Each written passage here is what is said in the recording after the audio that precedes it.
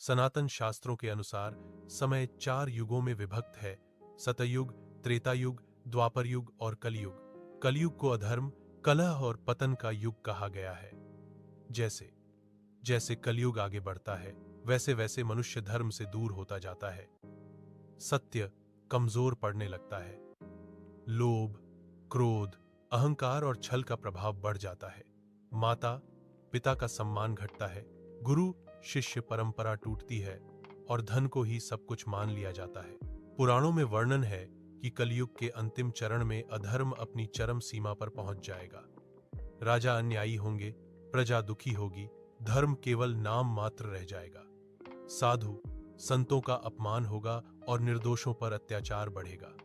प्रकृति भी संतुलन खो देगी। अनियमित वर्षा, अकाल और रोग फैलेंगे। उस समय धरती पर करुणा और सत्य लगभग विलुप्त हो जाएंगे। जब पृथ्वी पर धर्म का दीपक बुझने लगेगा, तब भगवान विष्णु कल की अवतार के रूप में अवतरित होंगे। कहा जाता है कि उनका जन्म शंभल ग्राम में एक ब्राह्मण परिवार में होगा। वे श्वेत घोड़े पर सवार होंगे और उनके हाथ में दिव्य तलवार होगी। कल की भगवान का उद्देश्य किसी से वैर नहीं, बल्कि अधर्म का नाश और धर्म की पुनः स्थापना होगा।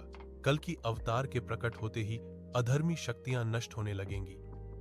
जो लोग सत्य, दया और धर्म के मार्ग पर होंगे, उनकी रक्षा होगी। अहंकारी, अत्याचारी और अधर्मी लोग अपने कर्मों का फल पाएंगे। यह विनाश केवल बाहरी नहीं होगा, बल्कि मनुष्य के भीतर बसे अधर्म का भी अंत होगा। जब कल की भगवान अपना कार्य पूर्ण कर लेंगे, तब कलयुग का अंत हो जाएगा। पृथ्वी पुनः शुद्ध होगी। मनुष्य के हृदय में सत्य और करुणा का वास होगा और सतयुग का आरंभ होगा। उस युग में लोग स्वभाव से धर्मात्मा होंगे। रोग, भय और छल नहीं रहेगा। मनुष्य ईश्वर के निकट होगा और जीवन सरल, पवित्र तथा शांत होगा।